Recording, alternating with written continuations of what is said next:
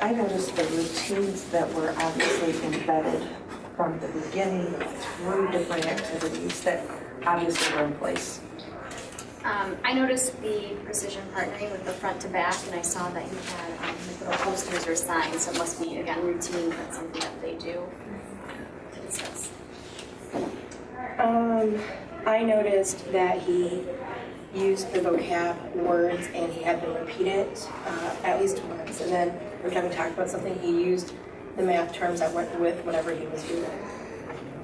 And I noticed the procedures again, so like the 5, 4, 3, 2, 1 seemed really effective whenever he was at the front of the class. They're all listening and quiet down.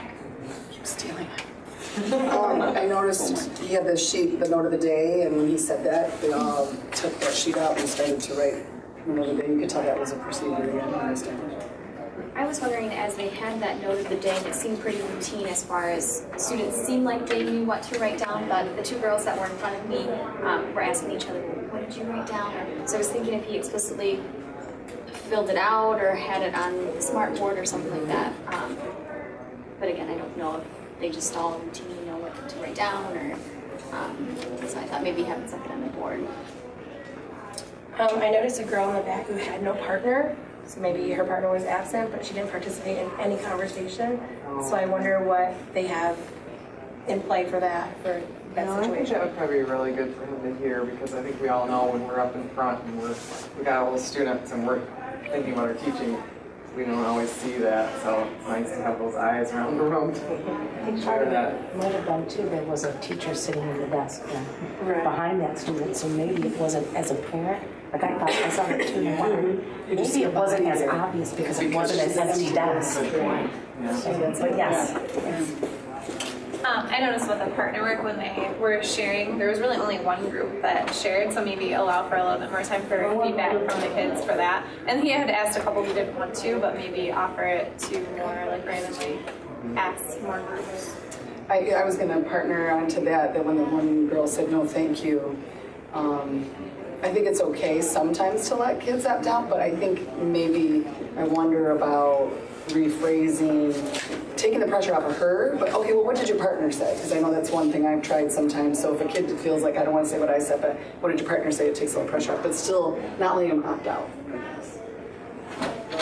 One thing I noticed, because I'm a math teacher formally, but, and I don't know how it fits in this because I wasn't here yesterday, I would have wanted him to do the instruction on the, the bounces and the panes of glass differently, because he's taking them away from the formula, which they've all learned, and saying, but you got to think about this stuff instead of going to the initial state, the end state. There are 4 initial states, 4 end states.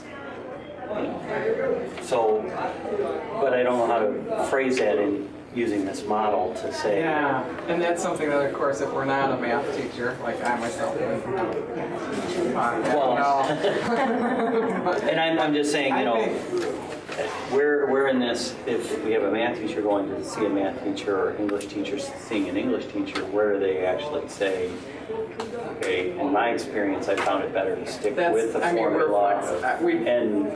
Or do we not look at those kind of things and just look at the engagement, the I think scaffolding? that might fall sometimes with the level languages or the academic. Yeah, like very academic. Sure, I'm fine if it doesn't fall in that. No, but I would think that, I think that some of us that teach the same content have been able to go a little deeper like that with each other because of that, and I think, teachers probably appreciate that. yeah.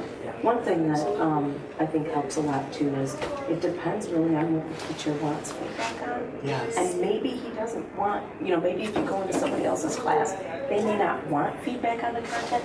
Maybe this time they only want feedback on engagement. And then you could say to them, I noticed some content things too. It might be neat for us to later sit down and share some different ways that I do things and you do things, and maybe we could talk about kind of our philosophy of why we do it that way.